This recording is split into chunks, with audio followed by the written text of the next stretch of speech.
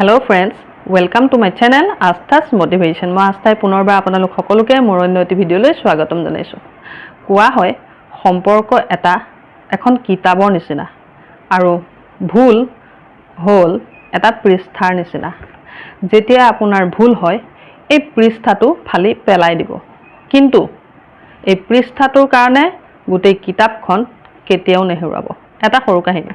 এই কাহিনীটো এটা দুখীয়া পৰিয়ালৰ য'ত তিনিজন সদস্য আছিল, পতি পত্নী আৰু তেওঁলোকৰ অকণমানি এজনী ছোৱালী।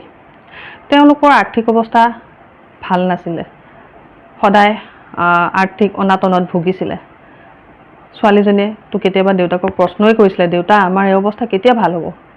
তেতিয়া দেউতাকে ছোৱালীজনীক ঘৰৰ পৰা অলপ দূৰত থকা এটা পাহাৰলৈ আঙুলিয়াই দেখুৱাই কৈছিলে যে মা, সেই পাহাৰটোত দেখিছা নহয়, তাত ভগৱান থাকে, তেওঁক সদায় প্ৰাৰ্থনা কৰিবা, আমাৰ নিশ্চয় ভাল হ'ব।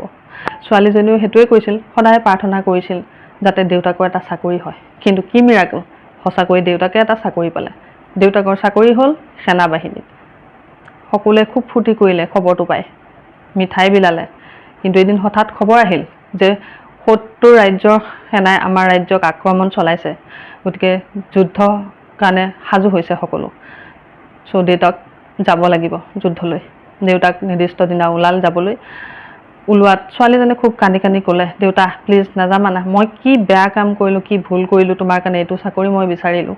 দেউতাকে ক'লে, মা তুমি নাকান্দিবা, নিজৰ দেশৰ কাৰণে যদি মই প্ৰাণো দিবলগীয়া হয় তেন্তে তাত একো বেয়া পাবলগীয়া বা একো বেয়া কথা নহয়। তেতিয়া ছোৱালীজনীয়ে ক'লে, ঠিক আছে তুমি যোৱা, কিন্তু যোৱাৰ আগত মোৰ এই চিঠিখন সেই পাহাৰত থকা ভগৱানক দি থৈ যাবা। দেউতাকে হাঁহিলে আৰু চিঠিখন নিজৰ বেগত ভৰাই পেলাই তেওঁ গুচি গৈ তেওঁ নিৰ্দিষ্ট সময়ত সেনা চকত উপস্থিত হৈ পেলাই গাড়ীত উঠি তেওঁ যুদ্ধলৈ গুচি গ'ল সেনা বাহিনীৰ লগত। যেতিয়া তেওঁ পাহাৰটো বগাই আছিলে, তেওঁ জানিছিলে যে পাহাৰৰ কিছু আৰু অলপ দূৰৰ পিছতেই নিজৰ ৰাজ্যৰ সীমান্ত শেষ হ'ব, বেলেগ ৰাজ্যৰ সীমা আৰম্ভ হ'ব।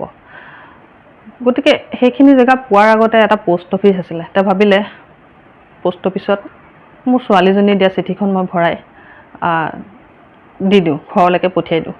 এই বুলি ভাবি তেওঁ চিঠিখন উলিয়াই চিঠিখনৰ ওপৰত লিখিলে যে মা মোক ক্ষমা কৰিবা, মই আচলতে তোমাক উৎসাহ যোগাবৰ কাৰণেহে ভগৱান আছে বুলি কৈছিলোঁ, আচলতে ভগৱান নাথাকে। সেই বুলি লিখি তেওঁ লেটাৰ বক্সত চিঠিখন ভৰাই দিলে। অলপ দিনৰ পিছত যেতিয়া যুদ্ধ হ'ল, খবৰ আহিলে যে এইখন ৰাজ্যৰ সেনাৰ এজনকৈ সেনা ক্ৰমান্বয়ে যুদ্ধত প্ৰাণ হেৰুৱাইছে। ছোৱালীজনী আৰু তেওঁৰ ঘৰৰ পৰিয়ালৰ লোকে তেওঁলোকৰ মাজত এক শোকাকুল পৰিৱেশৰ সৃষ্টি হ'ল। ভাবিলে দেউতাক মৰি থাকিলে। এই ঘটনাটোৰ প্ৰায় ৩-৪ মাহমানৰ পাছত হঠাতে দৰজাৰ সন্মুখত এজন ব্যক্তি ৰলহি। ক্ষীণাই মিনাই অৱস্থা নাই, গাৰ চোলা কাপোৰ চব ফটা চিটা।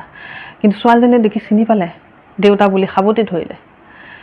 বাপেক জীয়েকৰ মিলন হৈ থাকোঁতেই তৃতীয় এজন ব্যক্তি আহি উপস্থিত হ'ল আৰু সেই ব্যক্তিজন আছিলে এজন ডাকুৱাল। ডাকুৱালজনে ক'লে, মোক ক্ষমা কৰিবা, পাহাৰত যুদ্ধ চলি থকাৰ কাৰণে এই চিঠিখন আহি পোৱাত অলপ দেৰি হ'ল, এইখন লোৱা। দেউতাকে চাই দেখিলে যে এইখন দেখোন সেইখন চিঠি মই পঠোৱা, য'ত লিখা আছিলে যে মোক ক্ষমা কৰিবা, মই তোমাক মিছাকেহে কৈছিলোঁ ভগৱান আছে বুলি। দেউতাকে কান্দিছিলে। দেউতাকে ভাবিলে চিঠিখনত ছোৱালীজনী কি বিচাৰিছিলে ভগৱানক এবাৰ পঢ়ি চাওঁ।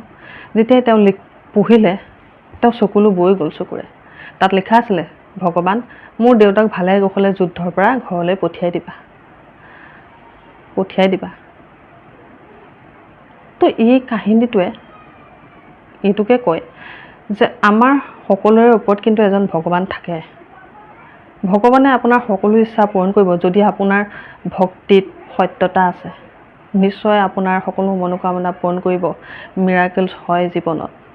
গতিকে ভগৱানে কেৱল আপোনাৰ সঁচা শ্ৰদ্ধা, সঁচা ভক্তি বিচাৰে আৰু সঁচা ভক্তি থাকিলে আপুনি বিচৰা সকলোখিনি আপুনি জীৱনত নিশ্চয় পাব। ধন্যবাদ।